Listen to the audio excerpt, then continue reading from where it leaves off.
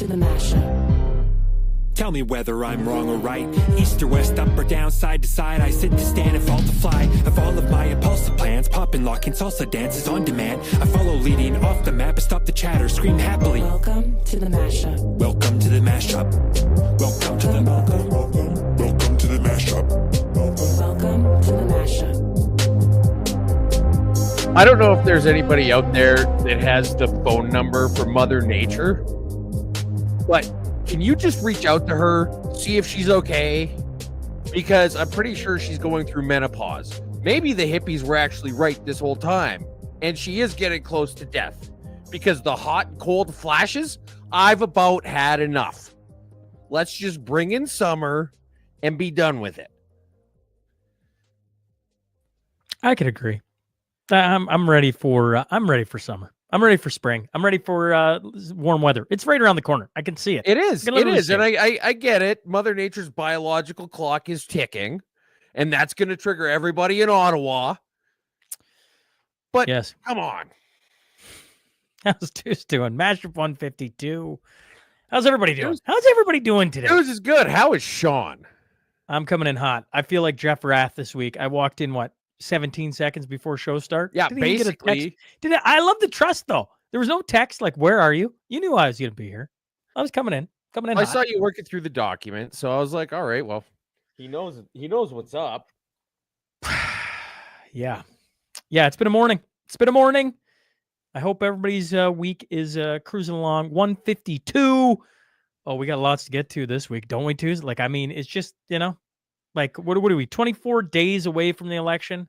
Yeah, and it's only going to speed up. It's not going to slow down here before we get to the end of April. And so, good morning, everyone. Thanks for hopping in for another mashup here. Twos, like, share if you're watching, or you want to like, share, vote for Team Rooster.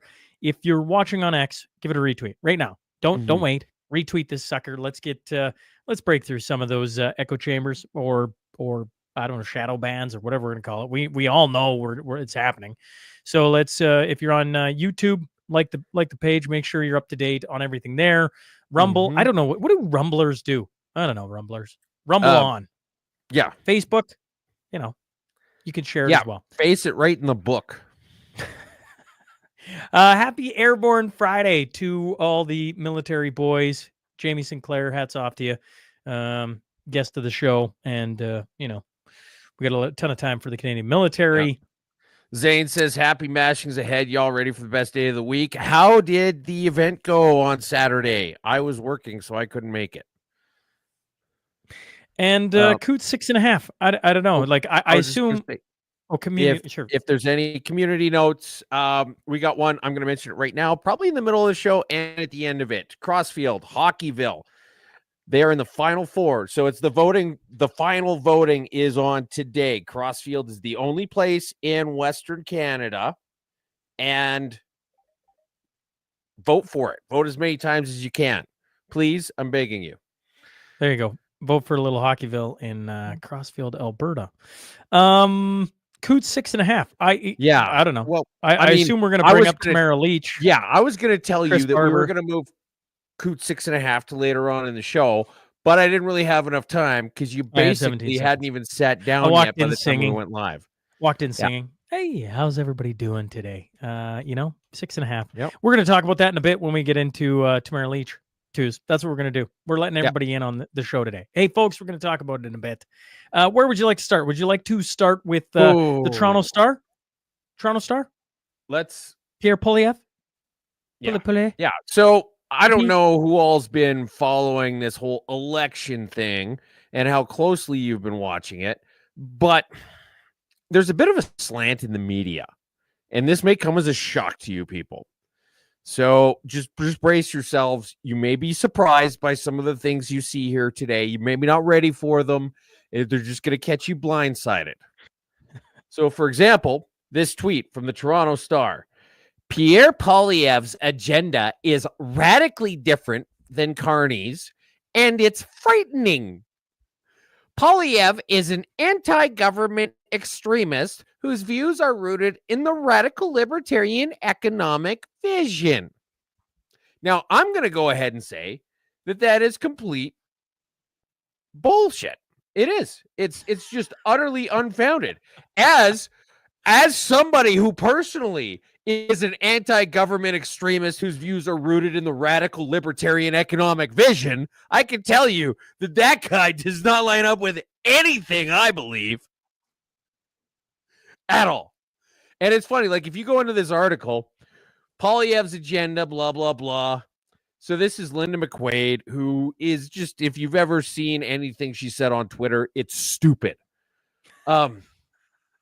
It's just associated with U.S. economist Milton Friedman, which favors limited government with a greatly expanded role for the market and corporate sector. This trend towards privatization will have to be reversed if we're going to be strong enough to withstand the Trump threat. Like, this goes on about how Poilievre, according to this, is everything that I like to believe I am. And I look at Poilievre and I'm like, he is nothing that I like. There's nothing there. The guy, we're going to get into this in another one. We've got this was in the wrong place, basically. But this is where we're going.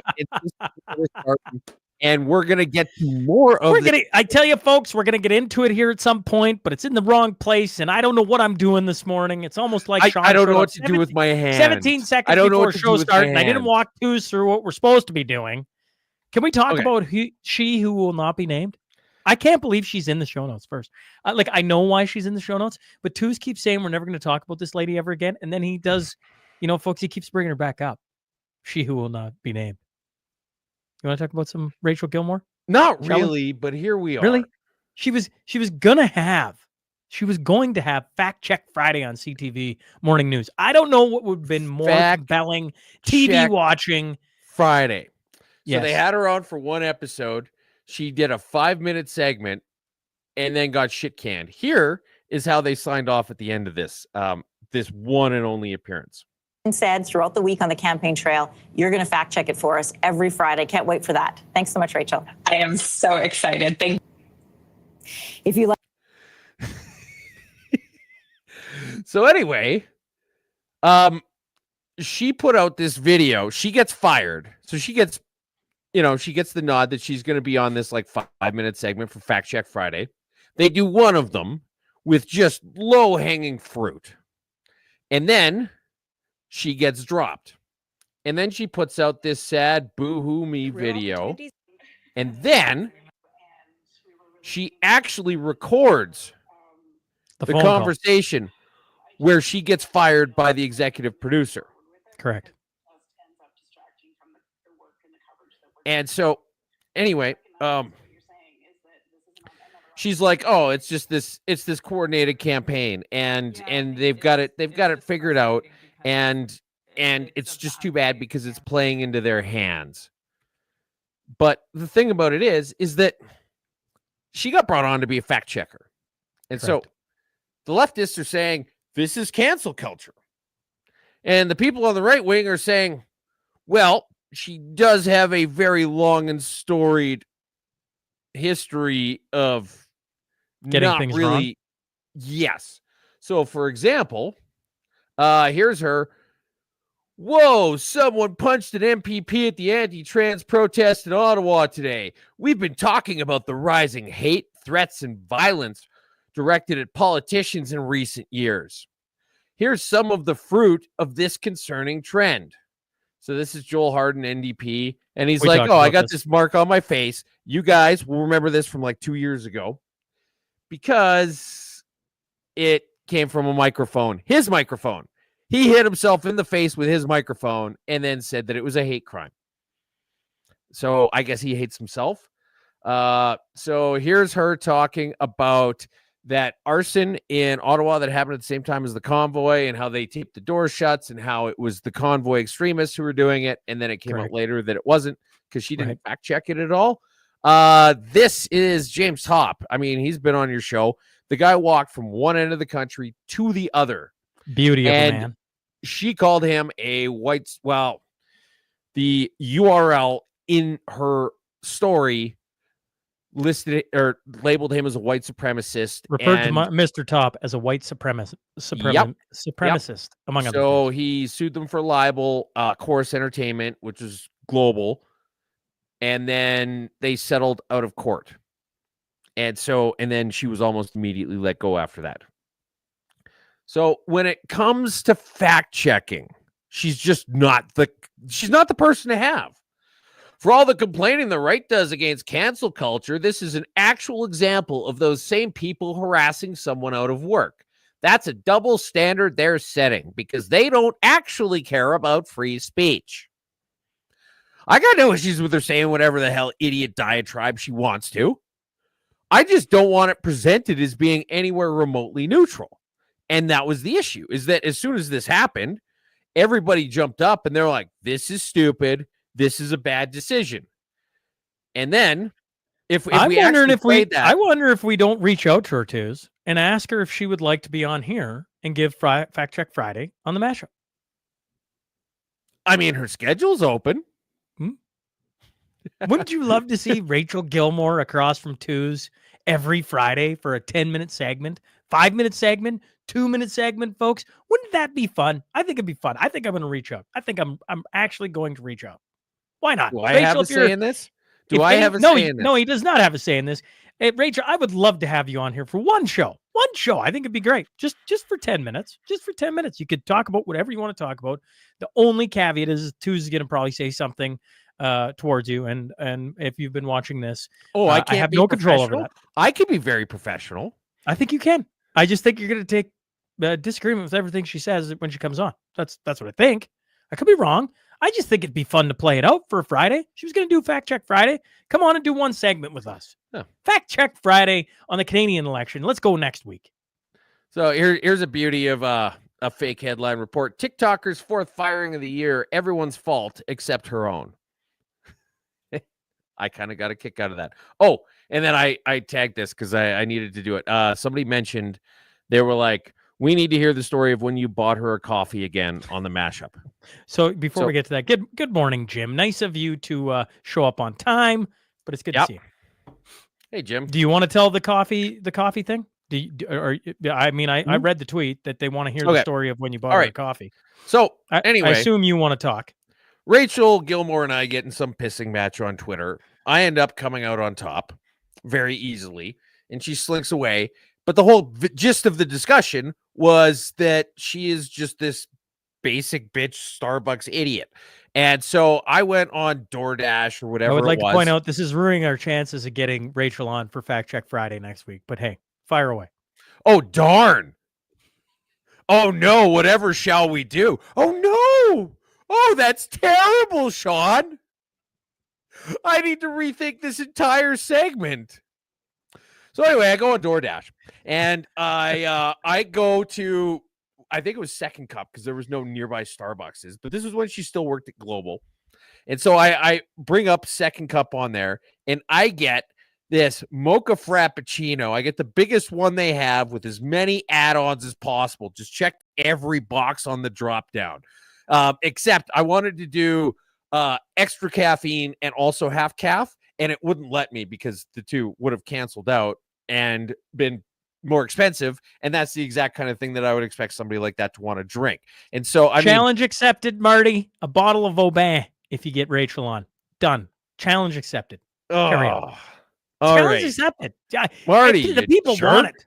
The people want it. No, Carry on with your story. Don't. You checked all the boxes. You telling me next Friday, April 11th was like a Rachel, gallon of mocha who will not be named, with 222 minutes. Cream, Check Friday. drizzle. Fantastic. It looked like this giant upside down white Christmas tree.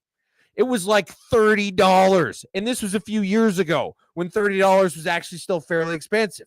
And so I get it delivered to Global News, their Ottawa headquarters where she worked. And I get a message from the dude. He's like, hey, I'm trying to figure out where to drop this off. Can you help me? And I'm like, okay, well, I don't actually work there, but it's for Rachel Gilmore. So just, is there a front desk? He says, yeah. I said, go there, say this is for Rachel Gilmore. And so he goes and he messages me back. And he's like, they have no idea who that is. the front desk of the place she worked at. I tried to get this thing dropped off, and they had no idea who she was. And so the DoorDash dude just got to have like a giant gallon of mocha frappuccino, because I was like, dude, I couldn't have wrote a better ending to this myself if I had tried. Yeah, she's just not nearly as remarkable as everyone thinks. So I reached out to her August 25th of 2022 is the first time I tried reaching out to her to see if she'd come on. And folks, just so everyone's aware, I've sent her a message right now. The challenge is on. Sean's going to see if he can get Rachel Gilmore for next Friday. Let's see. Why? Why not? Are you afraid of she who will not be named? Is that what it is? No, the whole point of the she who will not be named is that she's not interested in doing a good job at journalism. She's just interested in hate farming rage clicks. Sure. And if we just stop talking about her, eventually she'll go away. Hey, I got a bottle of Aubin. I'm not even drinking right now, but I got a bottle of Aubin on the line, and I might just put it up on the shelf. I'm gonna have to drink a whole bottle if we do this.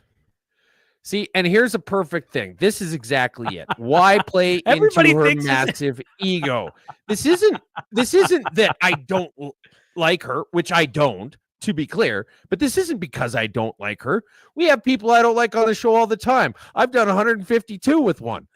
And it's just that if we just let her fade off into the sunset. I've been trying to. You're the one who keeps putting in the show notes. I'd like to point out it wasn't Sean who wanted to talk about this. Sean's reading the show notes. She who will not be named back in it. We're moving on. What cutting the consumer carbon tax means for Canada's emissions. That's the headline. Yeah, this is great. So this is an article from the CBC. They're wonderful. Just pillars of journalism. Speaking of pillars of journalism. Okay, also, side note, popular now in news, number one, digging into that insane formula that the White House used to calculate its tariffs. What do you want to bet that there isn't a single article giving similar coverage to equalization in this goddamn country? So fuel charge helped drop emissions, but other policies could make up for it at a price. And so it said that it basically did a very, very vague way without saying anything definitive about the fact that the carbon tax was a success and that the alternatives are going to be more expensive. And then it referenced a where the hell is it? Yes. Was it actually working? Yes. According to a 2024 report from Canadian Climate Institute. It found that carbon pricing, both consumer and industrial, would play a leading role in cutting emissions by 2030. It would play, but it says that it did. And the other thing is that the whole thing is that cutting emissions is dropping the greenhouse gases. Now, I want to go into the Wayback Machine. This is from 2021 by the CBC. How pandemic lockdowns clean the air but resulted in a warmer planet. They did an article in 2021, for those of you who don't remember, about how the lockdowns were increasing global warming. You see, when people were going around and moving around the world and traveling and shipping goods and services and moving industries forward, that was causing global warming. And then when they stopped, that was also causing global warming. So if the whole point of the carbon tax is to reduce fuel consumption, then presumably in correlation with this article of theirs from 4 years ago, it would actually do the opposite. Now, if you're wondering who the Canadian Climate Institute answers to, well, it just so happens that in the last 3 years, they have got $30.5 million from the federal government, which was not mentioned in the article, by the way. But for those of you who haven't been paying attention, gas prices are down, despite the fact that we had multiple economists say that it was not going to drop gas prices to get rid of the tax. Pierre Poilievre under fire. We will not forget, he said during a campaign stop in New Brunswick, that young 36-year-old couple whose biological clock is running out faster than they can afford to buy a home and have kids.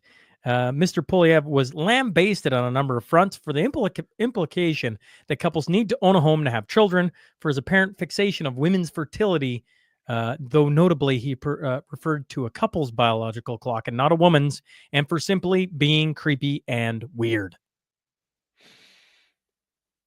So, I get it. You're a journalist. You live in Ottawa. The election's coming up, and you're about to get your period. You write something like this.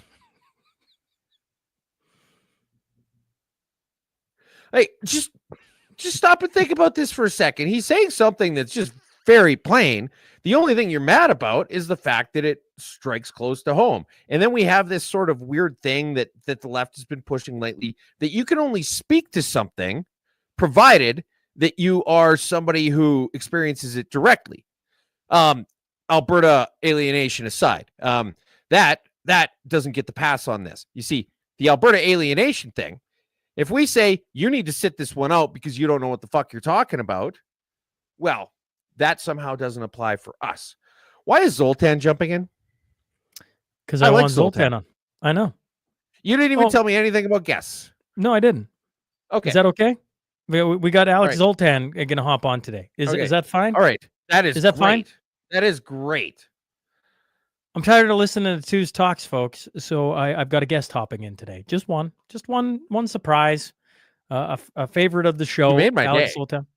Yeah, well, I wasn't doing it for you. I was doing it more for me, if I'm being honest, and probably the audience. All right, well, let's bring in Alex Zoltan. Zoltan, where are you coming from? Zoltan. Where are you? Where are you? I'm at the New Westminster Public Library. I'm taking out a book. Okay, well, there you go. Oddly specific? Yes, it's Fentanyl Ink by Brad Westhoff. Highly recommend it. It's a really good book, actually. They won Telegraph Book of the Year. Oh. You've been you've been like everywhere, essentially. Yes. I don't know. Two's, you're excited about this as well. I'm glad I just put this together. What do you want to ask Zoltan about specifically? I was thinking election, but maybe there's something else that you want to bring up first. Are you following the NDP around on the campaign trail? Like, are you riding on the bang bus? No, they've actually unsubscribed me from any future campaign events. Oh, well, I mean, maybe you need to start an OnlyFans page. I thought I was going to get an interview with Jagmeet Singh. I went to his meet and greet. What was that, on Saturday? Mm-hmm. Then when I was walking away, I looked at my email expecting to see an interview lined up, and they had proactively unsubscribed me from all future campaign events. Very disappointing.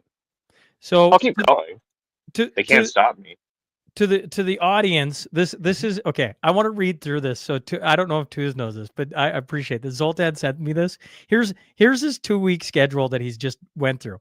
So 2 weeks ago, he went to Ottawa for the JCCF Challenge prorogation.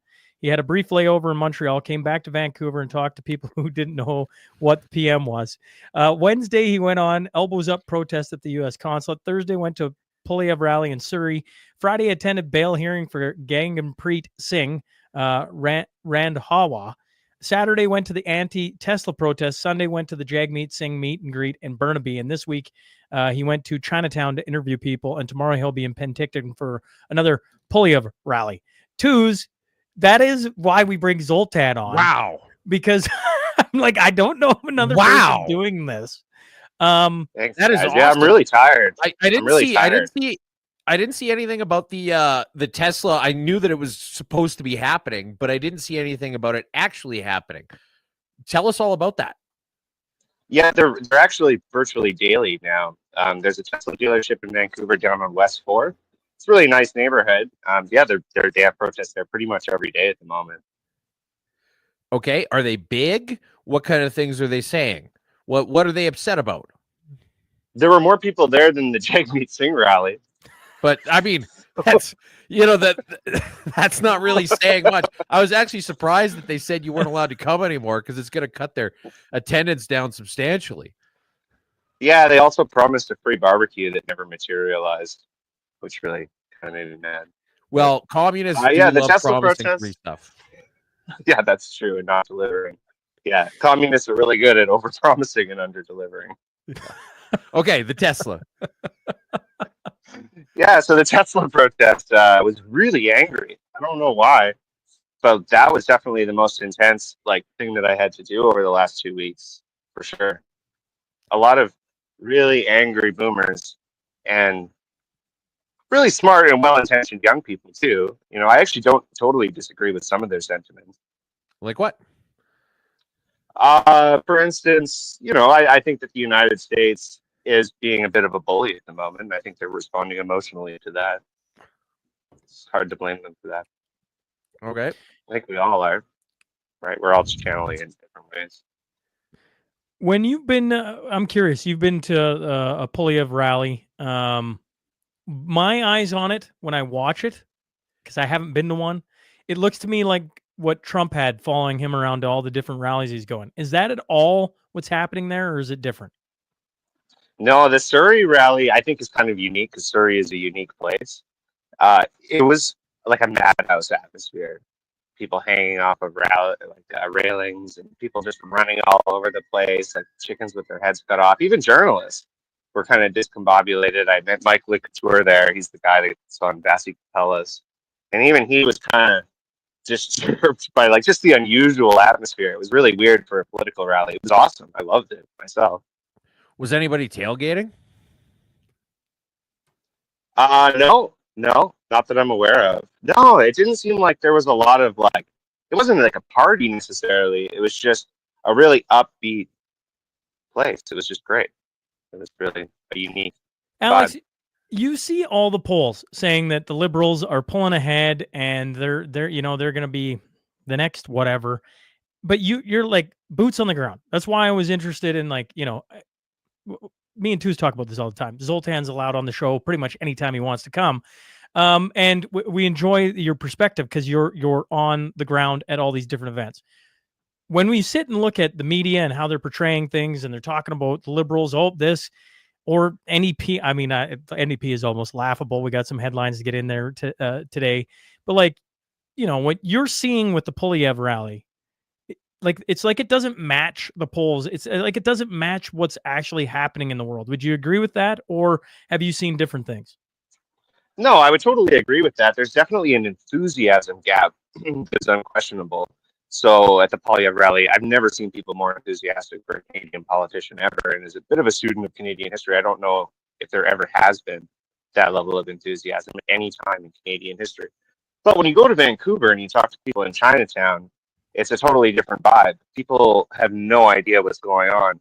So my fear is that the polls might be more accurate than I wish they would be because we have so many low information people who just aren't plugged in like we are. I mean, we're all terminally online and paying attention to this. Like stockbrokers are glued to the market right now, right? I mean, but the average citizen, Mark Carney, I don't even know if he's been to BC since the election started. And yet tons of people here seem to think that he would be the best person. And when I say tons of people, I mean all the people at the Elbows Up protest anyway. But their opinions matter. They're voters, right? So, well, I would say those two things might contradict each other, but the Elbows Up, their opinions matter. But they are voters. They're voters, and that's why their opinions matter. I don't agree with their opinions. I think that they're kind of silly, of course. Like the older folks at the Elbows Up protest, those are the mean boomers, right? So the nice boomers are at the Polyev rally, the mean boomers are at the Elbows Up protest, and they're voting for Carney. It's the silent majority of boomers that are really hard to predict, right? Because they're not going to these things. Well, no, give her two. No, give her. Oh, I was just gonna say, have you? What kind of stuff have you done? Like, I'm guessing when you said you were talking to people in Chinatown, it sounds to me like when you said it, it was something like just talking to people on the street and seeing what their take is on things. Have you been doing that all across Canada?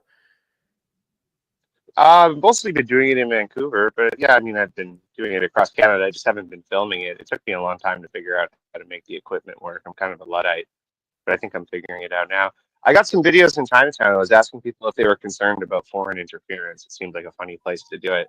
Yeah. But if you've ever been to Chinatown in Vancouver, you'd know that it's like a terrible shoot location to go and ask people questions by yourself, because I was just constantly being pestered by homeless people who wanted to show me their street art and stuff. When you went to the meet and greet with Jagmeet Singh, correct? We've been talking over here. Yeah, go ahead.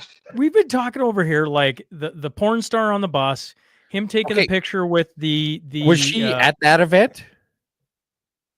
I don't know. I don't. I mean, there were dozens of people there, so we've been wondering on this side, and I don't mean me and twos. I mean, sorry, the conversation I've been having lately with all the things coming out of Basing. Is he trying to throw it so the NDP voter pushes into the Liberal? Like, is that your view of it? It certainly feels that way. Yeah. But I mean, how could I say, right? That's kind of an unfalsifiable thing. I know, it's just it's strange. Everything. I mean, like, look at this. I'm like, how is this? Were these guys at the rally? No, I would have recognized them for sure. Oh, no, they're friends of yours? No, they're not friends of mine. No, absolutely not. No, okay. the JVC rally was just such an absurd experience because the comms person was following me the whole time, and I think she might have known who I was. I mean, I'm not like I don't think I'm an important person or anything, but she just was on me like glue, and it seemed like she was trying to keep me away from the bus, and her whole job, I felt like, was to just make sure I was not the first person he saw when he stepped off the bus, and she failed at her job. I was. Yeah.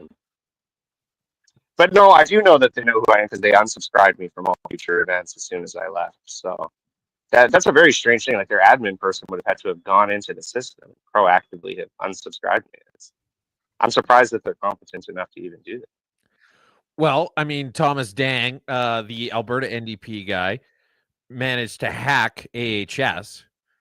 So, yeah, they do have some people with some knowledge of IT.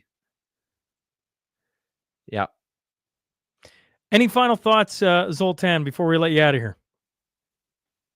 No, I kind of had questions for you guys. Like, how do you feel about what's going on with the markets right now? Well, I mean, it makes sense, at least short term anyway. The biggest thing that companies hate dealing with is uncertainty. And I would say that Trump has definitely thrown a lot of that into the mix. I think that it's probably a great time to buy because I can't see this as being much more than a short-term thing, but I know you got a much longer history with this sort of thing than I do, so I could be talking out of my ass compared to what you think. No, I mean, it's hard to know. Nobody can predict Donald Trump, right? Yeah. It's maybe not a great day for people who own shares in Live Nation. Or anything for that matter. Yeah. I mean, I think that the reason I ask is that this is a really important thing to a lot of people, right? When my background is in finance, when you're projecting somebody's retirement age, a 10% drop in the market in a matter of days, that changes the projection of when you can stop working pretty dramatically. Mm-hmm. So even though it is short term, of course, I encourage everyone to invest early, invest often, and stay invested. I just think it's a really important thing. It's not timing the market, it's time in the market. Absolutely, too. Zoltan, Absolutely. Where are you heading next? What are your things on the docket coming up? Yeah, so Penticton tomorrow, and then I will be probably staying in the Okanagan for a couple of days, and then coming back to Vancouver, and then I am off to another project in Quebec. I'm sorry to hear that. No, I like Quebec. It's a beautiful place. The people are nice.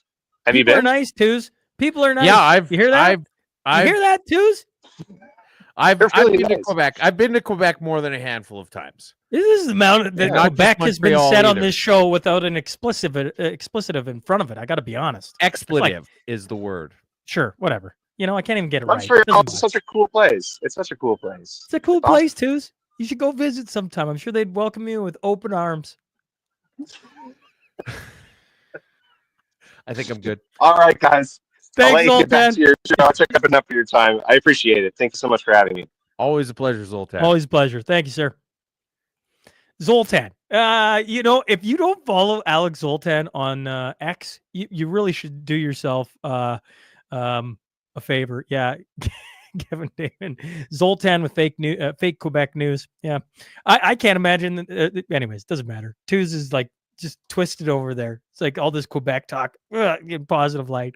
Prime Minister Mark Carney has just announced Canada's most ambitious housing plan in decades. 500,000 homes a year, twos.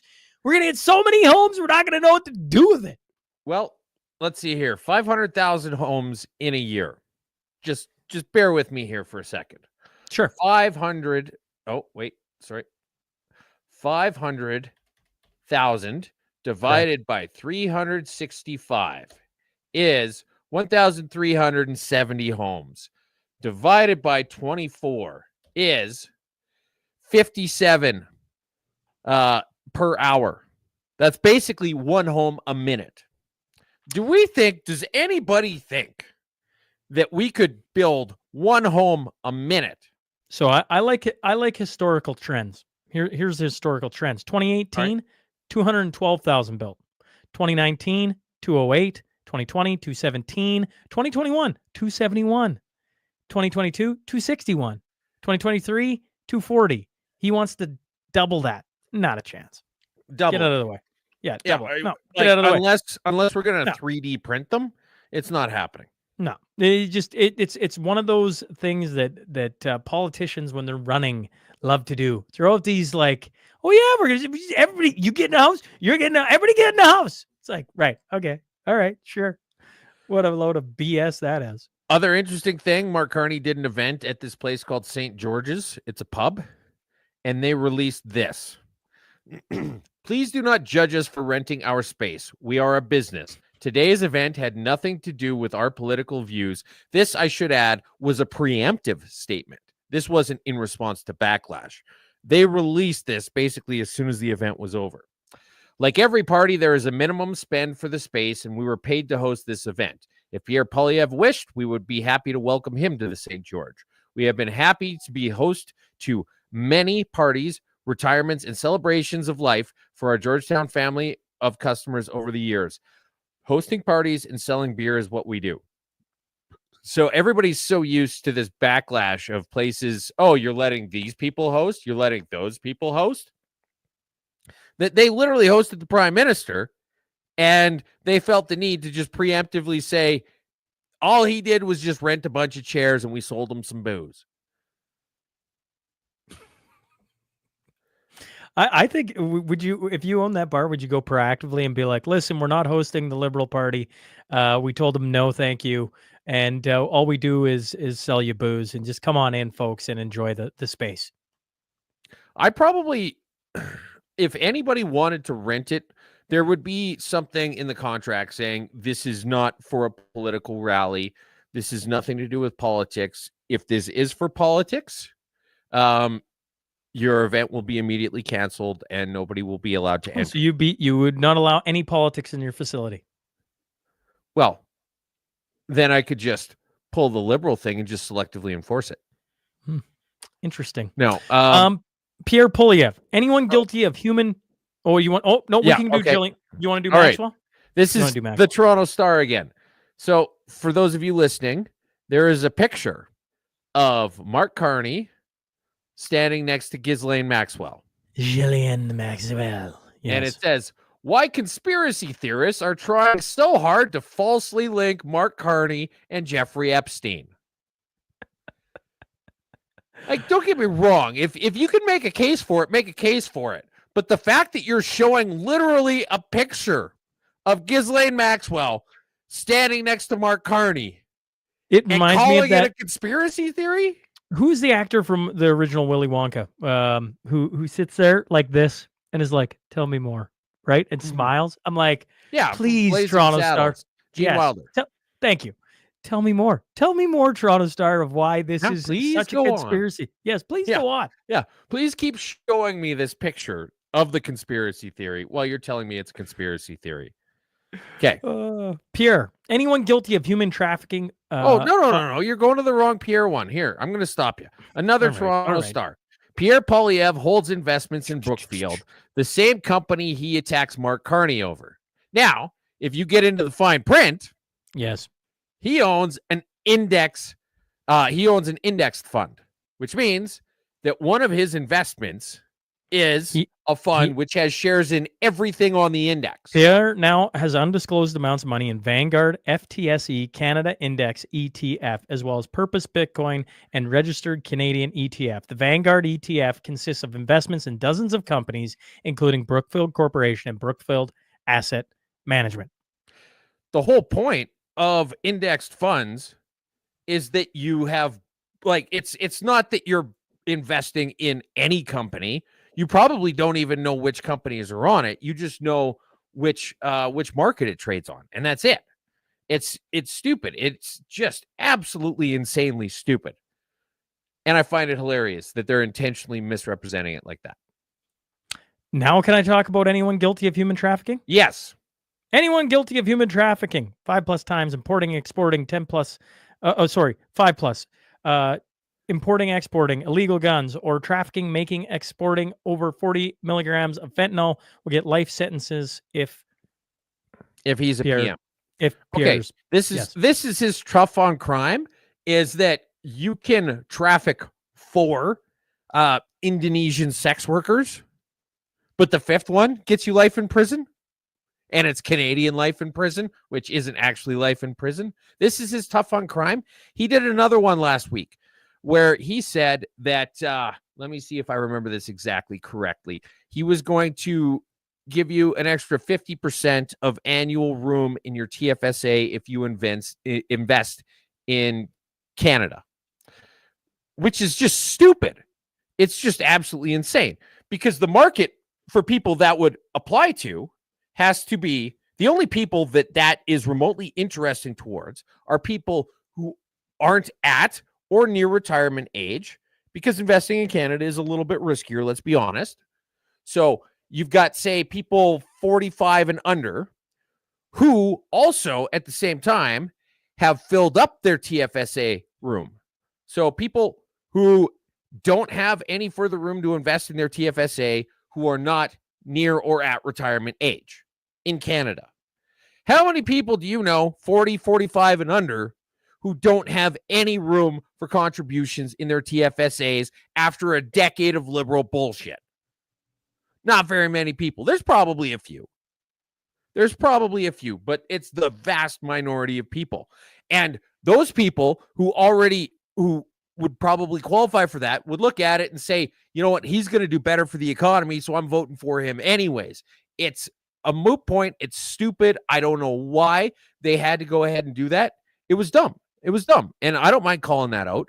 Viva Fry's catching hell for calling out Polyev for a lot of stuff. And it's like what Sheila Gunn Reid said when she was on. She's like, we have to actually hold these people to account, because if nobody does, they're just going to be idiots, and then no one's going to vote for them.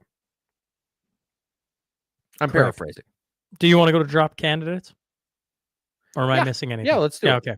I don't know. You skipped over a couple things, but we got lots of stuff to cover today. All right. So if you haven't been paying attention to the election, folks, or the ins and outs of what's been going on here, let's get you caught up on all the people getting removed from candidacy. Okay, with the federal election less than a month away, the Conservative Party has dropped its 4th candidate in just 2 days. This time over alleged social media activity. Late Wednesday, the party confirmed to CTV News that Don Patel will no longer be running to represent the party in the riding of, how do I say it? Is it Etobicoke? I think it's Etobicoke. Etobicoke? Is it? But, I mean, it's Ontario, whatever. I don't know. Anyways, North. Okay. And shared a screenshot of the social media comment that he shared with you. Why are you interrupting? Why do you got to interrupt? Why can't I read? Twos? Let me finish reading it all out, and then you may talk. By all means, Sean, please proceed. 152. Okay. Shared screenshots of his social media comment. They say was shared with them that Patel supported in the past. According to the screenshot grab, the comment reads, should be stop these people by Canadian government and deported to India. The then PM Modi can take care of the nonsense people. Endorsing such statements is clearly unacceptable, a campaign spokesman said. The Conservative Party will always stand up for the safety and security of Canadians. The individual is no longer a candidate.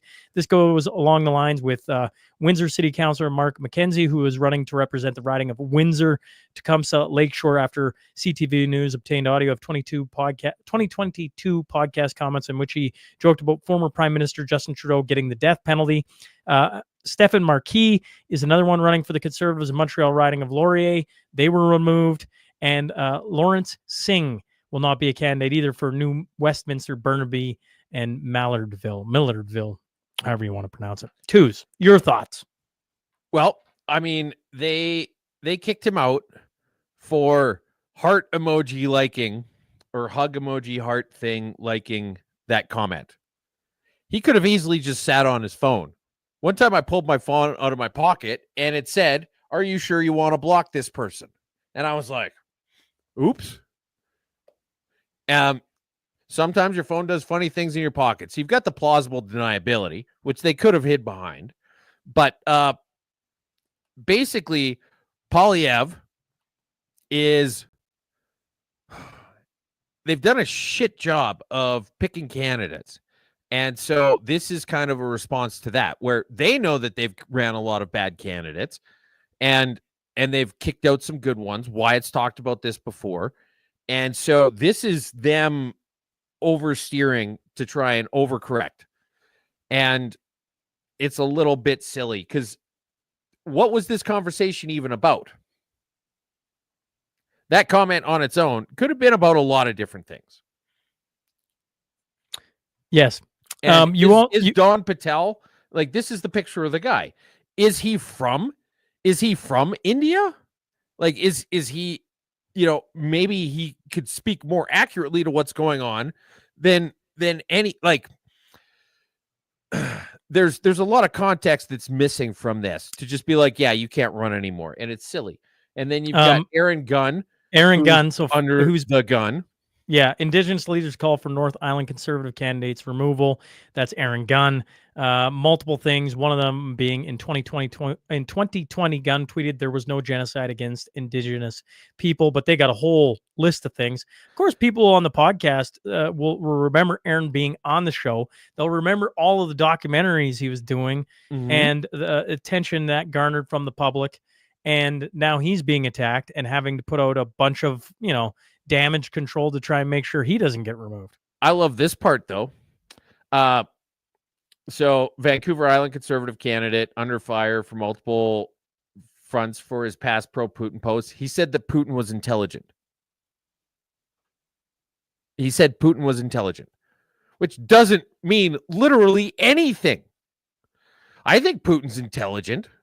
I think Mark Carney's intelligent. Am I going to vote for Mark Carney? Well, I'm thinking about it, actually. No, but it's just insane that you're just like, well, he's not an idiot. And they're like, oh, he loves the guy.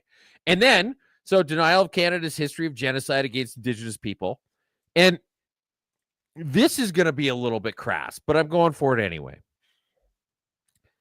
The Indigenous people, there's Indigenous organizations who are saying that he can't have said there wasn't a genocide. And if there was a genocide, there wouldn't be Indigenous people to make these statements. And this is the best part. Possible pro-healthcare privatization stance. They want him off the ballot because people think he might be pro-privatization of healthcare.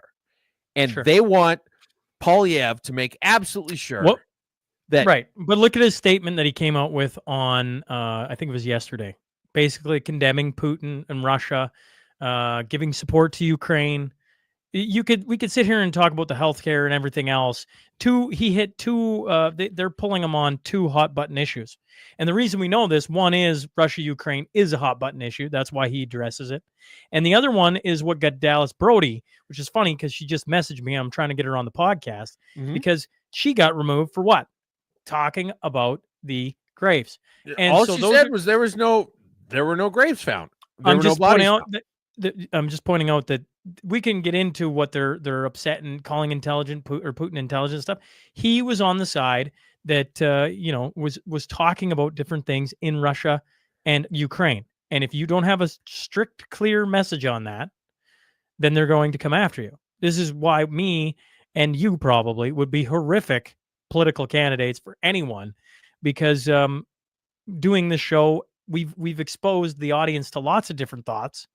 And, there's just no way. So if Aaron Gunn, who I think we all have a ton of time for, is under the gun and is having to rethink the way he thought and put out statements to do damage control. It's like when Michael Cena put out that Cantonese apology. Does it not feel the same? Or Mandarin? I think it was Mandarin. It feels the same. The conservatives are not the only ones removing candidates and also having to do damage control. The Liberals have revoked the candidacy of Edmonton area candidate Rob Loyola after National Post asked about a video in which he praised the terrorist groups Hamas and Hezbollah at a 2009 anti-NATO protest. So there's one. Hamas and Hezbollah, Rod Loyola. Why would we let somebody with such extremist views be an elected representative in this country? What did he do before he was a Liberal candidate, Sean? NDP, MLA. That's right. He was an NDP MLA for many years. That's right. And then actually, we've got this tweet from him before he'd gotten dropped. Gas prices in Edmonton just dropped 20 cents per liter thanks to PM Mark J. Carney scrapping the carbon tax. A Liberal government puts more money in your pocket for what matters most, your family. It doesn't put money in your pocket. Dropping the carbon tax just stops them from taking money out of your pocket. It's not the same thing. Here's him in 2014. You won't catch me working with the Liberal Party of Canada. They talk like NDPers, but they act like cons. Well, guess what? You're not working with the NDP anymore now, are you? Yeah. Paul Chang. Chang? Is it Chang? Yeah, I think it's Chang. So another classic. Okay, these are all the headlines. This is a wild story. This is okay. I just need to preface this before we get into it. I want to cover this headline, and then it's all you. Liberal candidate in Markham to stay on with party despite deplorable comments about conservative rival. Deplorable comments is what was he done. Literally suggested kidnapping a citizen on behalf of China for $1 million. Actually, it was $1 million Hong Kong dollars, which is only like $150,000. Sure. Canadian. Yeah, because they've got worse inflation than us. Just play the audio too. Just let people hear what he says if they haven't heard this. Most probably is the Chinese community knows Zhou Te, Zhang Jingzi. Right? He's looking for the nomination. The Chinese media knows him. He was in the media business in Hong Kong, and here in Canada, he's a radio host, or I don't know, for Singtel Media or Fairchild. He was a media person, so that's all he did all his life. But also right now, he is wanted by the Chinese government, and there's a $1 million reward on his head. So they want, if you guys want to pick him up and take him to the Chinese consulate, you make him $1 million. So, yeah, he literally suggested that somebody take his political rival to the Chinese embassy. Consulate. Embassy. Yeah, thank you. Yeah. And get $1 million bounty. Correct. Okay. And I'd like to point out, too, it does say $1 million. It might be 1 million yen, but he says $1 million. Just throwing that up there. Well, it's not 1 million yen. It's 1 million Hong Kong dollars. Whatever. Okay. You get the all right. But the thing about it is that I don't think anybody's under any illusions about what they wanted him to be at the embassy for. Okay. Anybody who's seen any spy movie knows that all the dark shit happens at the embassy. They didn't want him to go to the embassy because they were going to take him out for ice cream. They didn't find his wallet in the parking lot and then put the bounty out and be like, look, we just really want to get this guy's MasterCard back to him. So if you could bring him by, then we could drop it off and we'd feel really good about it. They were going to make him fucking disappear like the guy from Tiananmen Square. And the craziest part about that's not even okay. This is like phase 1 craziness. Phase 2 craziness. Okay, phase 1 craziness. A member of parliament is actively calling for the disappearance of his political rival in Canada. Phase 2 crazy is that Mark Carney called it a quote, teachable moment. Classic Trudeau playbook. Well, I think there's something we could all learn from this. Yeah, there's money to be made in turning in conservative politicians, apparently. Okay? And then when he found out, when this guy, Paul Chang, found out that the RCMP were investigating him because of this, he actually decided to personally bow out of this upcoming election. So it wasn't because Mark Carney kicked him out. It wasn't because he felt shameful. It was after the RCMP contacted him about openly calling for somebody to get disappeared. The craziest part of this, though, Sean, is that we have a foreign country who has bounties on our politicians operating within our country, and neither us nor anybody else in the international community seems to really give a rat's ass about it. I don't know what to say. Like, listen, I listened to it. Imagine if this was any other country. I know. We're like, oh, you know what? I don't really like that AOC chick. Let's just make her disappear. And then boom, she's found a couple weeks later floating in a vat of maple syrup. How well do you think that would go over with the United States? If we were in Gay Paris and we put a bounty on Emmanuel Macron, and then boom, he's found a week or two later trampled by a moose. How do you think France would feel about that? Okay, but here is China. They couldn't stop at the damn virus. They got to keep turning the screws on us. They've got bounties on our politicians and our citizens. And we're like, it'll be fine. Spoiler alert, it probably won't. And our great-grandkids are going to be speaking Mandarin. The Liberal Party Canada has also dropped the Calgary Confederation riding due to the candidate's failure to disclose a 20-year-old domestic assault charge that was stayed 6 weeks after it was laid, CBC News reported. The big part about this is that they gave absolutely zero credit to the news agency that broke the story, as CBC is wont to do when it's alternative media. This was Juno that broke this story. It was Keean Bexty and Candice Malcolm. Yeah. We got to talk NDP. I know we joked about it. We brought up the pictures, but like honestly, my comment, I think a lot of people are wondering this. So on Thursday, a video of Singh and Vancouver pornography creator Jessica Wetz was circulating on X. The two fully clothed delivered an anti-Israel rhetoric, presumably to bolster Singh's poll rankings. Video real it's quick. Unclear why the video was made. The video has been, like, to me, it's like they're sinking the NDP purposely to try and push everybody to the Liberal Party. Okay, so here, I'm just going to show you the video here real quick. So, Jagmeet Singh, leader of the NDP. Hi. Oh, sorry. My bad. Honest mistake.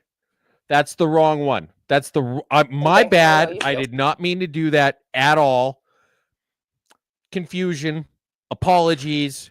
This is the woman whoring herself out to politicians that we were trying to watch at this particular moment. Similar. Absolutely. Should not be selling or buying from a country, especially a Netanyahu government that violates human rights. We should be sanctioning those that are involved in these war crimes. Why are we buying and selling arms to a place that doesn't respect international borders? We're not. We literally aren't. It's illegal for us to sell arms to Israel, but continue. Okay. Anyway, so that's this woman. You've also got, this is her OnlyFans or Instagram, maybe. I'm going to mute this. But this is her. She's literally an OnlyFans. Can you say porn star? I guess kind of is. But this is what she does. She's obviously in bed with the dairy cartel. And apparently, I just saw this morning. I didn't click on the link. I'm not did. even going to go there. I did. We don't need to go there. I'm just going to read. I'm just going to read the shocking. Porn model connected to NDP leader Jagmeet Singh shows off fetus in heinous video. She did. This is her. And then here's the thing: is that please don't go click on that link. It's just. I'm not. I just said I wasn't going to. No, I'm talking to the listener, the watcher. Like just don't do it. I did it. I was like, and it's as bad as you think it is. It's just as bad as you think it is. All right. So then, OnlyFans creator who joined NDP campaign trail dropped over disrespectful Holocaust video. After all of that, of that stuff that we just scrolled through. Correct. They said, we can't do this because she's a little bit too extremist. Don't forget this picture again, folks. Yeah. So this is all in the same week. You're like, you can't make this up. Jagmeet Singh did a meet and greet with a bunch of furries. Are they called furries when they just wear the masks? But a bunch of weird deviant sex people. Anyway, correct. So this is it. And so the NDP, not a serious party. They can't afford the plane, and so they're driving what now is apparently quite literally the Bang Bus across Canada on their campaign tour. And they're probably going to take the new out of their name because I feel like DP is a little bit more accurate at this point. It certainly reflects their policies on taxation. NDP training. like literally, this is who he takes a picture with. Oh my God. It's a train wreck. It's an absolute train wreck. Okay. Also, he said he wants to issue a bunch of victory bonds. So here's Jagmeet Singh looking like an idiot in front of a green screen. That's so obviously a green screen. Look at it, Sean. Like, why would you even pretend? Why not just have a nice picture of Ottawa behind you so that people don't automatically realize you're in front of a green screen? But here's him talking about the victory bonds. We are announcing New Democrats will bring in a victory bond like we did in the World War. This is an opportunity. Which World War? Does he even know there were two of them? Canadians to invest in our country. In fact, during the World War, there were two World Wars, idiot. Bonds raised more revenue than taxes.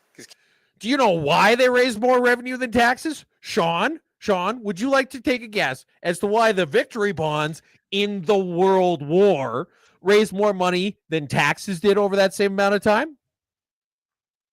Carry on, Tuz. You're doing fantastic. Because taxes were a fraction of what they are now.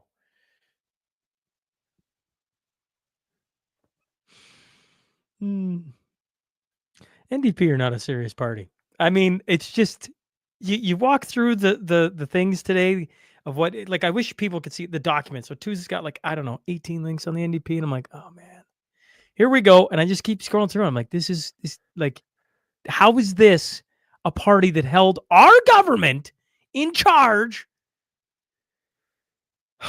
Because ruling, it's the rule over the ashes. They'll burn the country. I'm going to need a cold shower after watching all the things on the NDP this week. I'm like, there's still a couple more. Real quick. Yeah, but this is good. This is good. This is at least worthy of a laugh. Okay. Watch the lady. Democrats and workers are going to fight back and defend our jobs and our country. We're ready to fight back.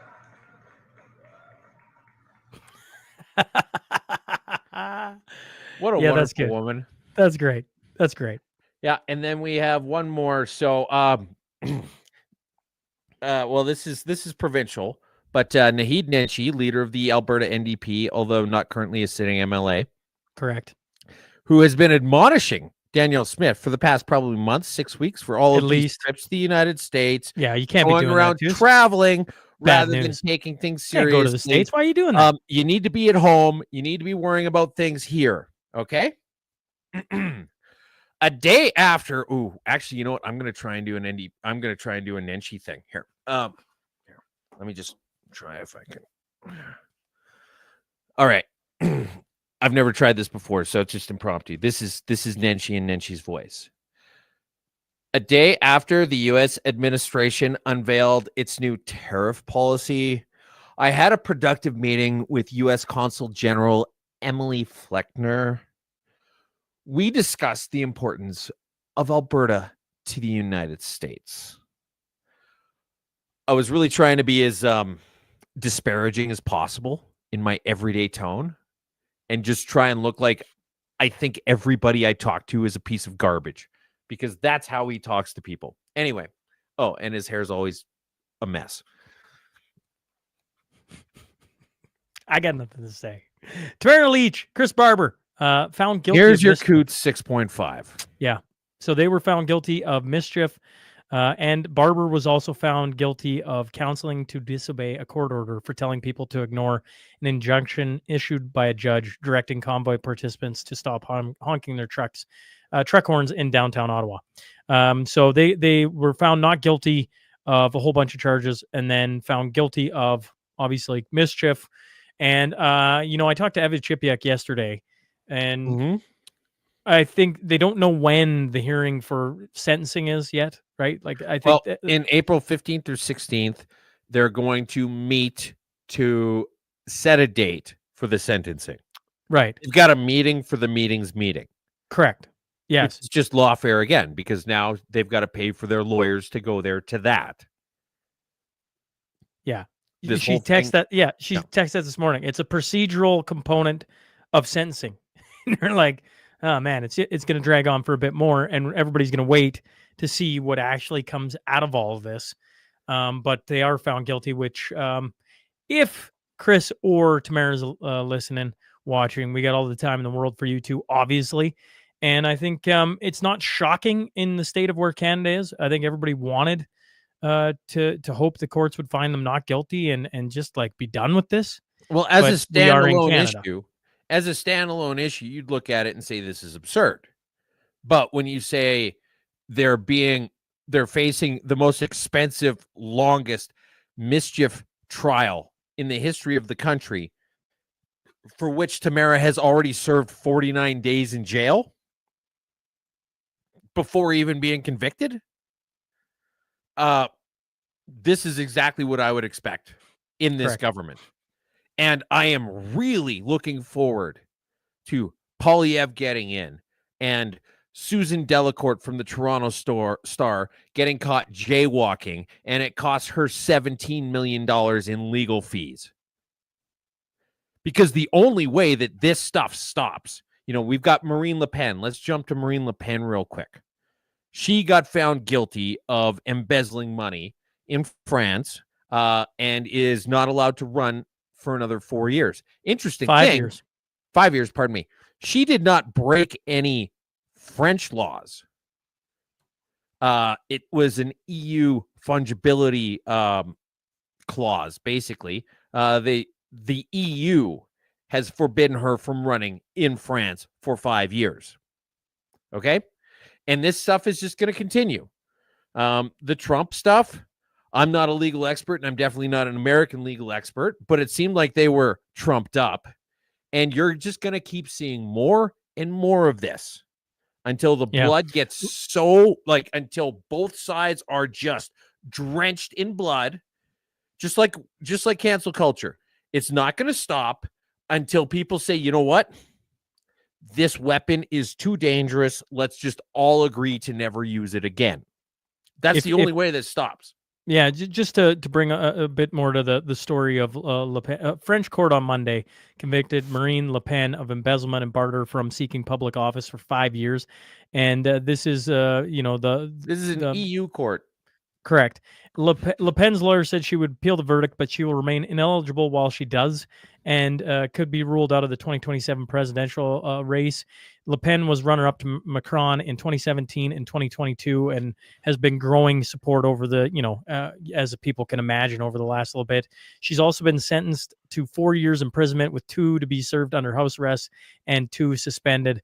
And she and 24 other parties officials were accused of having used money intended for European Union parliamentary aides to instead pay staff who worked for the party between 2004 and 2016, violating the 27 nation bloc's regulations. So that's what they're going after. Anyways, yeah, you're seeing a lot of shenanigans. None of them said they were guilty. None of those people said, yeah, we did it.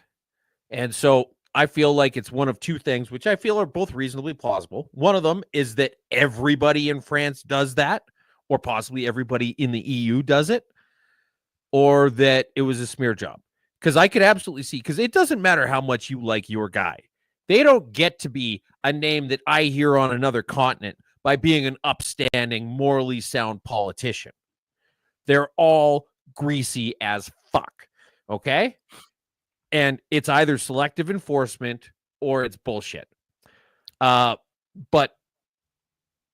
this is this lawfare against your political opponents.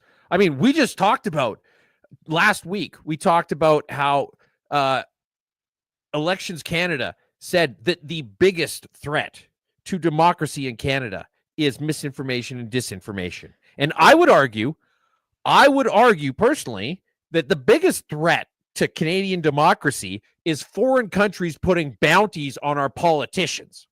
Phil Primo says, it might behoove you to interview Pat King, lest people think you only support the convoy hijackers. Phil, I have interviewed Pat King, so I don't know where that comment's coming out of. Just throwing that out there. Pat King has been on the podcast. Just saying. Vape tax, twos. All right.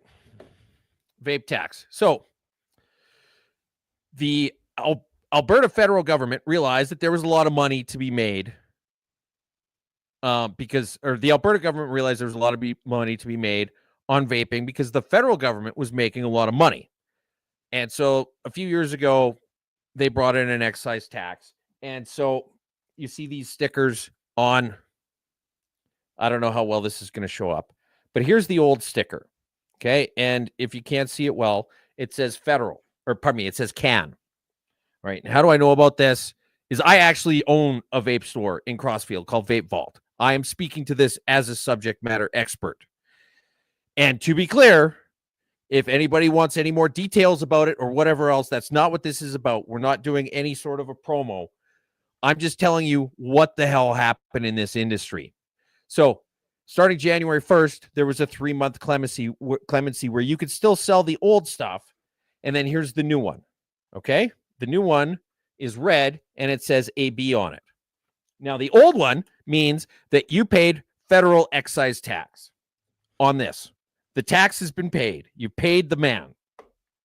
The new one means that you paid both of the men, the federal man and the provincial man. And they did not issue any sort of a transitory sticker. Like, it would be perfectly reasonable for me to put another sticker on the other side for the difference between the two. This means you paid one tax. This means you paid two taxes. I could, in theory, have a sticker at zero cost to them, aside from the negligible printing of the sticker, that I could put on here to pay the difference in the tax. But they didn't do that. What they did was require that this one with the old tax stamp on it needs to now be written off and cannot be sold. So you're talking about thousands of dollars of product in every vape store in Alberta. And the big ones, maybe even tens of thousands. I don't know how they run theirs. I'm not a big operation. But the point is that there was a very, as aside from the fact that they're like, no new taxes without a referendum, and then they bring this in, there was a very simple solution to this. Very simple. All they had to do was give us a stamp where it means that we paid the difference. And we could have put a stamp on every single one of these. And they all could have stayed on the shelf. And instead, it's no fucking good to anybody anymore. Why?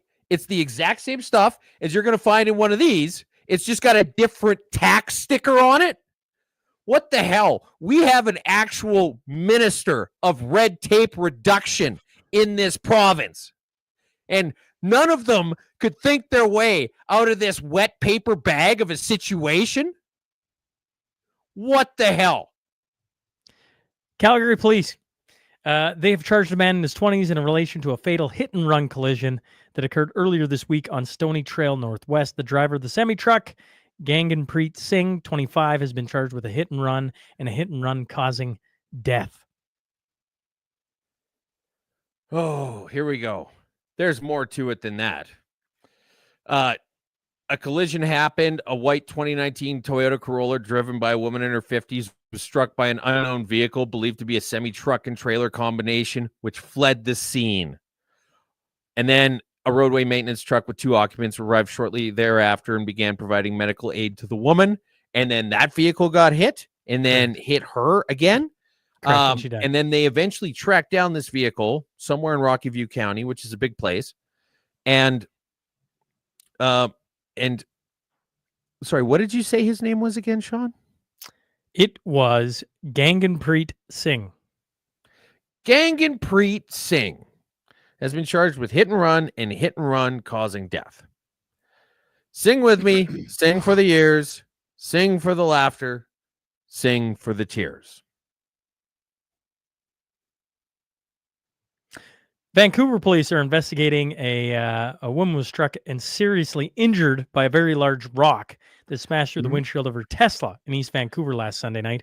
2-pound rock smashed through the windshield and struck the woman before ending up in a floorboard of the vehicle. There's the windshield, folks. And then here's the rock. I got to stop you. I got to stop you here real quick. You didn't describe that exactly correctly, according to the Vancouver police. She wasn't injured by a rock. She was injured by a flying rock. Flying rock, yes. Injured by a flying rock.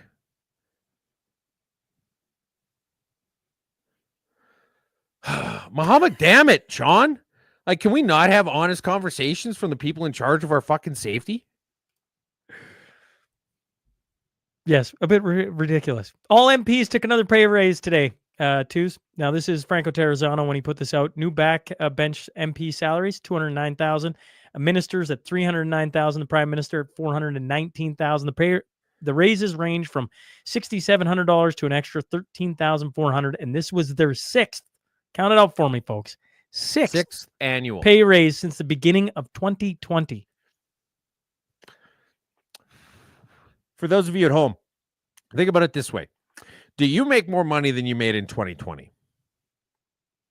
Maybe, maybe not, maybe about the same. I would say making more money than you did in 2020 is probably unlikely. I know lots of people don't. But they have gotten a raise every single year on April 1st, including this one, no matter how badly they do. And in fact, it's even worse because it's indexed to inflation. So the worse they do, the bigger their raise is. Imagine you were running a company and you said, the more things you screw up, the more money you're going to make. That's literally how we run the federal government. It's also how we run equalization, by the way. Pipe leak spilled 150 million liters. 150 million liters. I'll say it one more time. 150 million liters of sewage into Calgary's Bow River. The city estimates up to 150 million. Well, that over a 10-day period. 10-day period, 150 million liters of sewage. Over a 10-day period. That's not a leak. That's 15 million liters a day, Sean. 15 million liters a day. A 10-day period.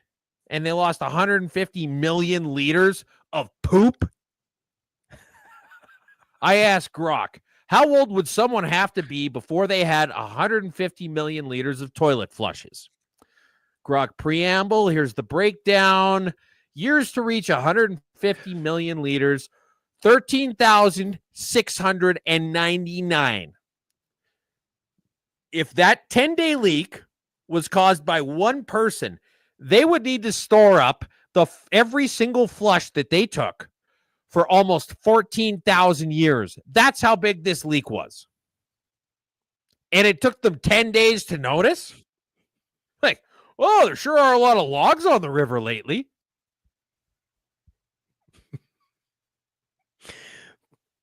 Good news for Alberta. The Premier plans a post-election panel to gauge Albertans' appetite for referendum. Quoted, I'm calling it the What's Next panel, the premier said on her weekend radio show. We just want to go around the province and see how people are feeling and see if there are any other referendum issues they want us to put on the table. I can think of one. We just want to see what I can think of one. After this election. We just want to see if there's anything at the top of people's concerns. I love how coy she is about this. This was I really got nothing but amusement out of this. I would have like, hey, does anybody have anything they want to bring up? No wrong answers. No wrong answers. Who wants to talk about anything? Anything? Anybody in Western Canada have any issues? Maybe that came from the recent election. Anybody have any concerns they want to address? Anything. You just throw it out there, and we'll see what gets brought up. We're not making any decisions. Just if anybody has anything to say, we would encourage you to speak loudly, and so the people in the back can hear you. And then we'll just whatever comes forward, we're going to discuss it. Correct. 13 million people roughly are employed in the private sector. 4.4 million are employed in the public sector. So, you kind of look at that. The average salary for full-time private sector employees, $70,000. The average salary for full-time public sector employees, $125,000, twos. And over the course of the 10-year span of the Liberals, private sector increased by 14.7%. Public sector, 24%. Yeah. So this is exactly the Democrats bring in a bunch of illegal immigrants that get a bunch of free stuff because the Republicans say, we'll throw you out. And then they say, okay, well, if you don't want to get thrown out, you have to vote Democrat. So vote for us. In Canada, we do it slightly differently. We give a whole bunch of parasites. So there's 3 different classes of symbiosis. You've got mutualism, which is where one party benefits and the other party benefits. You've got the 2 other ones, the middle one, which is one party benefits, the other party doesn't even notice. And then you've got parasitism, where one party benefits at the expense of another party. So think like a tapeworm. Okay?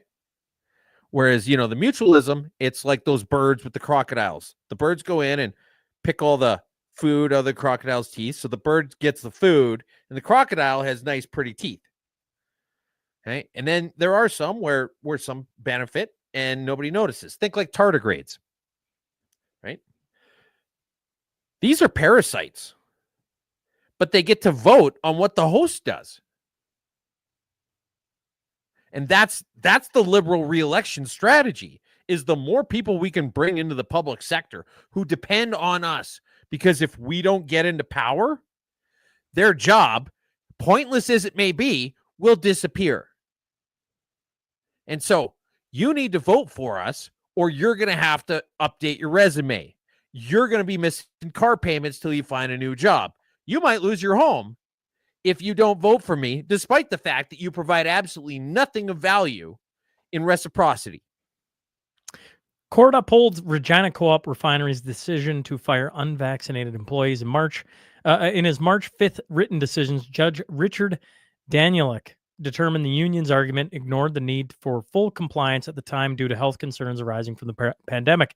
Quoted, this also ignores that if employees begin ignoring valid and enforceable policies in the workplace, chaos results. I remain unsure of how much disruption Unifor thinks is required before an employer is entitled to intervene, but 2 employees who steadfastly defy a health and safety policy during a historical pandemic strikes me as a serious enough matter to warrant discipline and ultimately termination of employment. Not everything can be co-vindication, folks. No, it cannot. No, it cannot. Here, let's do some goofy news. Let's lighten some things up. Movie theaters are trying everything to bring audiences back, from pickleball to cocktail bars. I might just try better movies. That's in the happy news. Just saying, twos. You might want to try better movies. Yeah, that might work. Or what if it doesn't cost you $70 for 2 seats, 2 bags of popcorn, and 2 pops? This is also true. What if you didn't have to put an evening at the movies on fucking layaway. Is that something you guys have ever considered? Maybe more people would go. $5 night at the Tuesday nights. I don't know if that was. I used to, when I lived in Saskatoon, Rainbow Cinemas was $2.50 for a movie. Yeah, well, Like, Lloyd used to be $5 Tuesdays, and it used to be packed. And I don't know. I was saying to the wife yesterday, like, what was the last movie? Like, what movie do you even want to go see?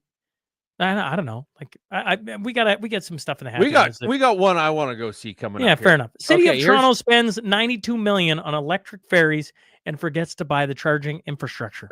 I'm not going to play this whole clip, but I feel like we need to play some of it. The whole thing is almost 2 minutes, and it's this rapid fire the whole way through. CEO, different DCMs, different everybody, different mayor, decision to actually purchase that went through council. And was there any provision at that time for inshore infrastructure or any charging facilities? Madam Speaker, no, not at that time. Not at that time. So I believe that when we came back to look at the final price tag on the ferries, I think at that point a motion was moved saying, what about the inshore infrastructure, which had been contemplated but never costed, correct? That's correct. And at what point did we discover that if we're going to buy electric ferries, they have to be plugged in? At what moment did that light bulb go off? Madam Speaker, in July 2024, we brought an updated number to council through the variance report, identifying $42 million for shoreside infrastructure charging that would be required with the 2 electric ferries. So this goes on for a little while longer, but basically in 2019, John Tory, when he was still mayor, that council decided that they were going to put in a couple electric ferries. And nobody at any point considered the fact that they need to run an extension cord out to them. Correct. And then in 2024, 5 years later, they were working on this project for half a decade, Sean, before anybody said, well, wait a sec here. I feel like we're forgetting something.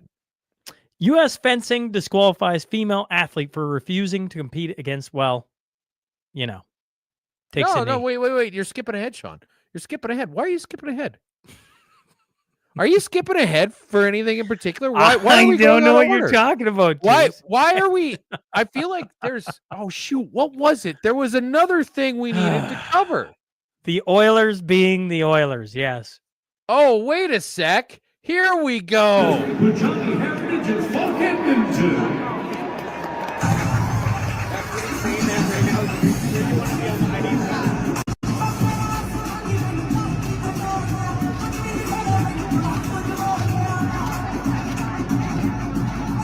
Like, why do we really need to have 10 different Justin Trudeaus out on the ice virtue signaling at the start of a game?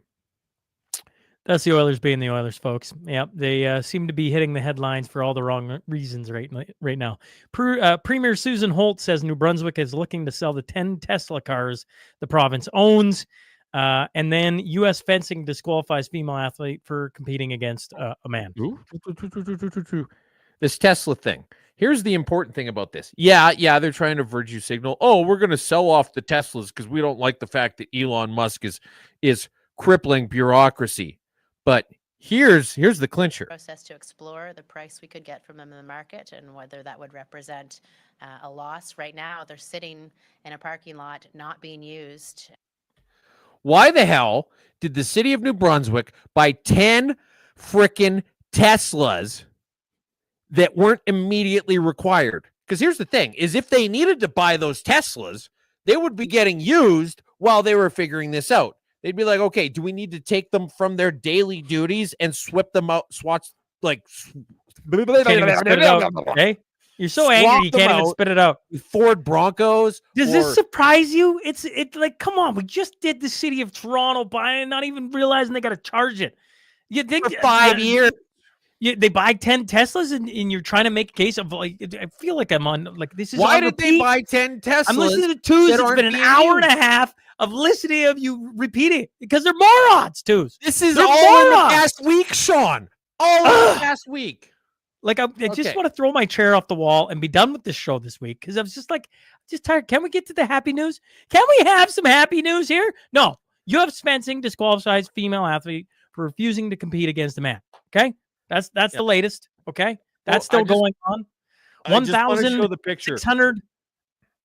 What do you want to show? What is there to show? This guy is like literally head and shoulders taller than all of the women he's competing with.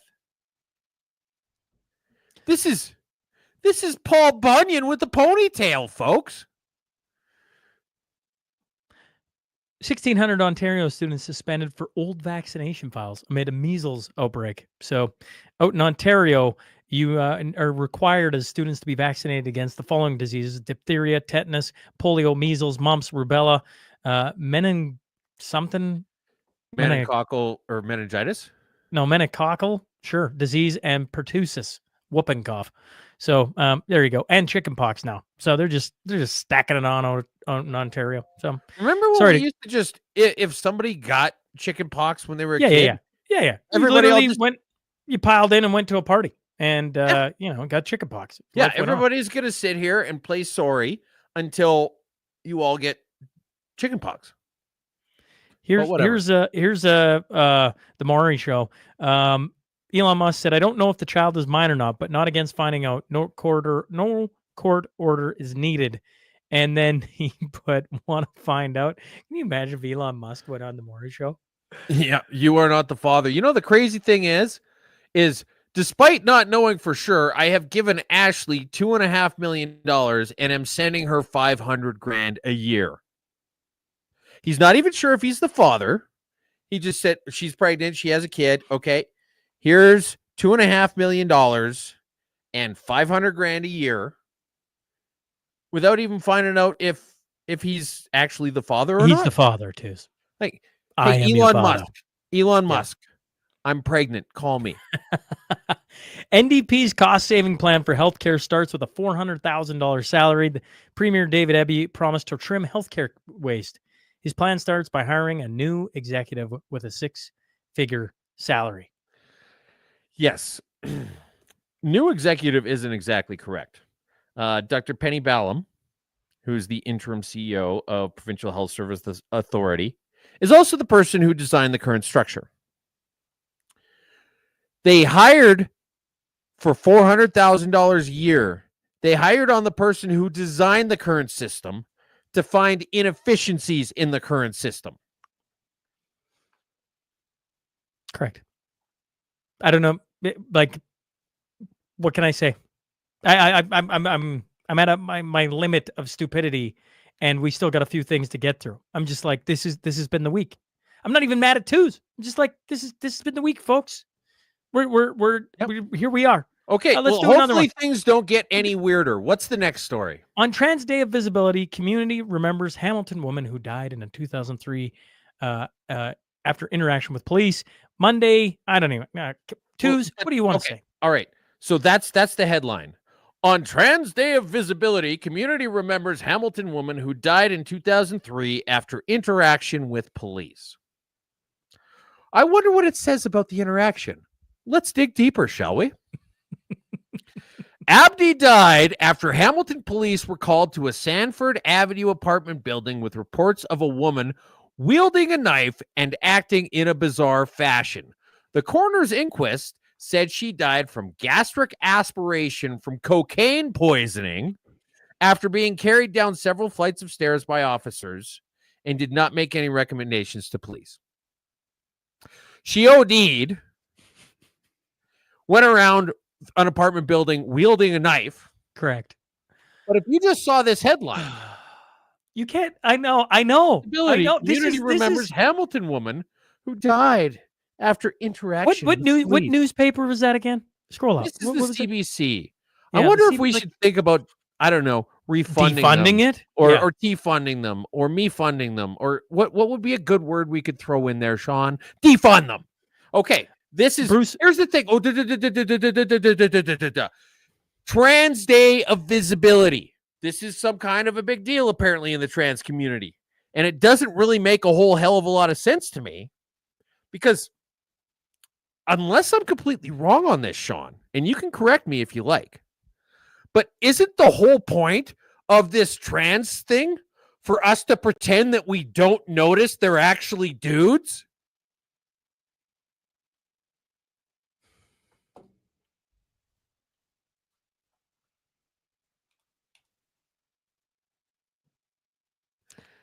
I'm shrugging, and Sean's looking at me like, I want to move on. I'm tired of this week's headlines already. Sorry, folks. Mashup 152 has just got me annoyed. I'm just annoyed. I'm annoyed with the state of Canada. I could complain about it. Let's talk about Bruce Vanjoy. Let's talk about show the video. I assume you want to show the video of the Liberals being Liberals. It's not a very long video, but Bruce Vanjoy is running in Ottawa Carleton. He's running against Polyev. Seems to think he's got a great chance of winning. Here's a Bruce Vanjoy sign. And it's got a "Fuck Trudeau" sticker on it. Well, that's interesting. Let's watch it and see what happens. Oh, he goes there.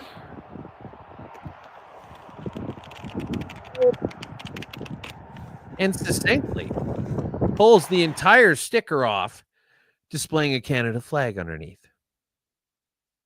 Beautiful. Just beautiful. Sean, you ever seen a sticker come off that easily before? Have I ever seen a sticker come off that easily? Yeah.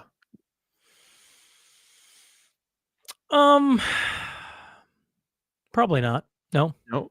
I mean, it came off easily. You can tell here when you look at the end of the video, it didn't even leave any of the fuzzy bits around the corners or anything like that. It all came off just perfectly. Do you know what kind of stickers come off that easily? Ones that just got put on there 5 seconds ago. When you accidentally put a sticker in the wrong spot, you've got like a few second window where you can pull it off again and move it. And then after that, it sets. So it's so weird that he just happened to be there with the camera mere seconds after that sticker got put on there by some random unnamed. Are you saying the Liberal mafia is trying to do things that are not ethical? I would never election accuse a politician in this country or any other of doing something unethical or lying. The Liberal mafia twos, they're going to do anything and everything they can possibly do. You got Jagmeet Singh going around with a porn star and furries pushing all the Liberal or NDP supporters to the guy whose name is the Dark Lord. And you just come on. Flamethrowers and manatee meat among odd U.S. products targeted by Canada's retaliatory tariffs. Yeah. There you go. Canada put out some retaliatory tariffs against the United States. Asbestos, including maize made with asbestos, emus and other birds, decoy birds, and explosive bird scaring devices, church bells, meat from animals, including primates, camels, and manatees. Humans are primates, technically, aren't they? Sure. All right. Dog food, frozen dogfish fillets. Interesting. Bovine semen in tubes, pipes, and hoses used for storing it. Why would you store it in a pipe? I don't feel like you'd store it in a hose. You might use the hose for, using it, but I don't think you'd use the hose for storing it. Rocket launchers, flamethrowers, and grenade launchers are now subject to tariffs in the United States, as well as traveling circuses and menageries. I imagine that Jagmeet Singh is really upset about that because he probably thought he was going to have a menagerie trois with that OnlyFans girl. Trump. Did you about do? him? Well, he had a video come out. Did Biden do news conferences like this as Kid Rock standing beside him? Here, Yeah. So, here you go. Live Nation essentially has a monopoly on live entertainment in North America. And it's because they got Obama to waive a bunch of antitrust stuff. And now concerts are stupidly expensive. And so here's Kid Rock with Donald Trump signing a thing to help against scalpers, which doesn't directly affect this, although Live Nation does make a lot of residual money from scalper fees if you sell them online. So here's him and Kid Rock. Yeah. Did Biden do news conferences like this, Peter? I don't think No. so. He was never standing next to somebody who looked like they were about to be shot out of a cannon. Yeah, that's Kid Rock. That's Kid Rock. That's the White House these days. And then Daniel Smith, Ben Shapiro, quoted that would never. Oh, I just wanted to point out the headline. Oh, fire away. Okay. All right. Analysis. CBC News has obtained video of Alberta Premier Danielle Smith's on-stage discussion with podcaster Ben Shapiro. They recorded an event to be released online, but analysis, like they recorded a conversation, they recorded an interview, and CBC has obtained video of it. Like, no shit. You just had to go on to Spotify. Happy news. Let's do something happy. We got to find a way to have a little more happy news on this sucker. The new Naked Gun trailer reboot with Liam Neeson looks freaking good. It does. Don't you dare play it, because we're going to get removed off of everything if we do it. We already know this. Don't you do it. Okay. People are going to have to go look for themselves at the Naked Gun trailer with Liam Neeson to know what the heck we're talking about. But when we were talking about how do you get people back in theaters, things like this is how you start. And it looks pretty good. Yeah. Okay. So, Debden, Saskatchewan. Shout out to Debden. Yeah. The girls' broomball team. This came out last week. The Debden Roadrunners. The update, though, is that they did clinch. They have won 4 national championships in a row. And so congratulations to them. If any of you are listening, well done. We're all quite proud of you and very happy for you. The men's team secured bronze. I understand. We're less proud of you than we are of the women, but still, well done. Source confirms to people that Sydney Sweeney is split and called off her wedding with Jonathan Davin. Gentlemen, Sydney the time Sweeney is nigh. Back on, there you go. Back on the shoot your market. shot. Back on the market. Also, community notes. Here's you got this fun thing. Oh no, QDM. Okay, make it bigger. It's just a little guy. So QDM had a fucking ginger calf, which, by the way, the real reason why Rachel Gilmore got fired, it isn't for anything we were talking about today. It's because she's a ginger and it's gross. But here's QDM with his calf 222 of the year. So I thought that was kind of fun. Here's the other thing, though. The Netherlands have this thing. It's called visdeurbel, which means fish doorbell.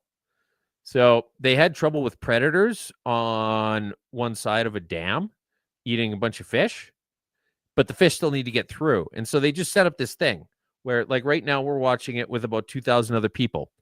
And whenever a fish comes up, like you see a couple bubbles, but like if an actual fish comes over, we can push this button and it opens it up. And then that lets the fish go through because they couldn't leave it open all the time and they didn't know how to automate it. So they just said, why don't we just set up a thing where people can watch and ring a doorbell for the fish and then the fish can go through. That's honestly, it's funny. It's funny. Oh man. Community notes. Okay. Tomorrow, Saturday, April 5th, Marwayne PBR, the 13th annual PBR is going to be in Marwayne tomorrow night, Marwayne Arena. So tickets sold at the door, $30, 12 and under free. They got a whole bunch of things going on there. Doors open at 5, PBR in Marwayne. So that's one off of a list. Anything else? Community notes, folks? Twos, anything on your end? Hockeyville, the finals. So it's down to 4 teams. One's in fucking Quebec, one's in Ontario, and there's some place with an actual name that is called Lower Sackville. And the 4th is Crossfield, Alberta. The only place in Western Canada. Western Canada hasn't won it in almost a decade. I think Sylvan Lake was the last place to win it. And so the voting starts today. You can vote as many times as you want. I would really appreciate it if you guys would vote. So show up and support Crossfield. They're trying to get some more money for the arena where they have, figure skating, hockey, events. Oh, there's a fish. Oh, it wasn't on the screen. But I think it looked like this one. Anyway, that's Crossfield, Hockeyville. So Kraft Hockeyville, 250,000 to the place that gets the most votes. And it would be very cool if Crossfield got it. So please, for the love of God, folks, I'd really appreciate it. PlanetCom, I got a new website finally up and running again. If you recall, SeanNewmanPodcast.com got stolen and is now a Chinese gambling website. We've tried getting it back. It ain't happening. And so here is the new one, twos. And there are 35. It is the SeanNewmanPodcast.com. And there are 35 days, 12 hours, 15 minutes to get your tickets to the Cornerstone Forum. So there is the new look of the website. So if you're wanting to submit a guest, I've already had people chiming in on that. So pretty cool that way. I've had a couple of emails come through. But regardless, Cornerstone Forum is May 10th in Calgary, Alberta. Hopefully we will see you there. And George wants to know, where can I get Republic of Alberta swag and flag? He keeps commenting. So I don't know. I don't know. Google it. Twos, 152 in the books. Is it in the books? It is in the books. Man alive. What a week. Just a week of the Canada's not a serious country at times. It's just insane how much stupidity is going on here. We're not even looking to have the rest of the world. Just look at our news cycle. And you're just like, yeah. And we got 24 more days until an election live coverage here, where you will find us two gentlemen bringing in a whole cast of characters all day long, April 28th. In the meantime, every Friday, 10 a.m. Mountain Standard Time, you can find us here. Twos until next week. Yeah. We'll see you then, I guess, folks. Yeah. Awesome. Thanks a lot. All right. I'm getting the heck out of here. Welcome to the Mashup. Tell me whether I'm wrong or right. East or west, up or down, side to side. I sit to stand and fall to fly. Of all of my impulsive plans, popping, locking, salsa dances on demand. I follow leading off the map and stop the chatter, scream happily. Welcome to the Mashup. Welcome to the Mashup. Welcome to the Welcome to the Mashup. Also, we're doing live election coverage. I forgot. I'm sorry. Sean also forgot. Live election coverage with us. It's going to be the best one. I literally said April 28th, we're doing live coverage all day long. What the hell is he talking about, folks? Sorry, I was talking about. This is my frustration with 152. This is why you don't shut it off too soon. Camera. I basically just tuned you out, and I was looking. That's right. He's watching the fish camera. That's what my brain is doing when I hear twos talking all day long. Is watching the fish camera. We'll just leave it on air, folks. Oh my God. This is what I put up with. See you next week, folks.